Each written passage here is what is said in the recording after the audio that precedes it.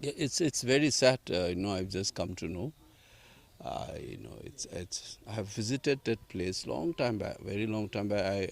I was when I visited that place. Also, I was thinking that we don't know how to take care of our historical heritage. It's part of the history of the state, even though it is located outside the state of Manipur. Uh, that place people will always remember because of the fact that that is the place where the Maharaja signed the merger agreement on 21st September 1949. It is his residence, Redland residence.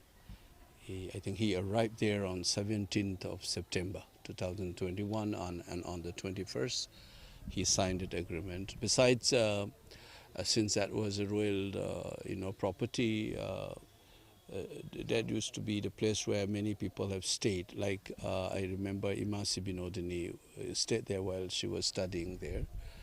Um, Before, I think she went to Shantiniketan. She had her education in Shillong, and that is where in 1930s she stayed in the same place. So it's a historic. I think I myself, as I told you, I visited. I was looking for it. I remember I was attending a seminar in Nehu, and I wanted to see that Redland long time back. I'm talking about 15, 16 years ago. And seeing that, I regretted that we haven't taken care of. That should have been protected under, appropriate laws, such as related to heritage, and groom it into a tourist spot. That destruction is shocking to me, actually. It is as if somebody is trying to obliterate a certain historical moment, to remove any evidence of certain aspects of our history.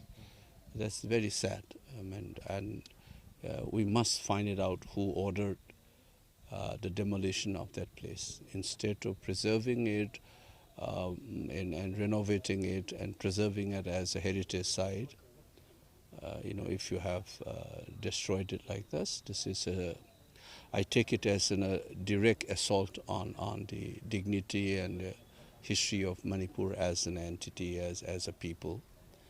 It's actually shocking, actually.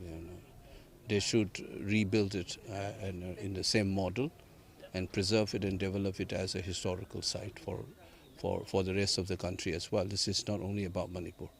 That part of history is also history of the formation of the post-colonial Indian state. So that is related not only to the history of the state, but also the history of India as such, and how India came into being in 1947 as a post-colonial state. So that history, that's the aspects of that one. I think we should demand for a restoration and rebuild the same structures, model in the same model, and preserve it as a national heritage. Government of India should announce it as a part of heritage site. As an MP from Manipur, what would be your next step? I've just come to know, so I'll be writing to appropriate authorities, and I'll also try to find it out who ordered the destruction. I think that property was transferred to the government of Manipur in 2021.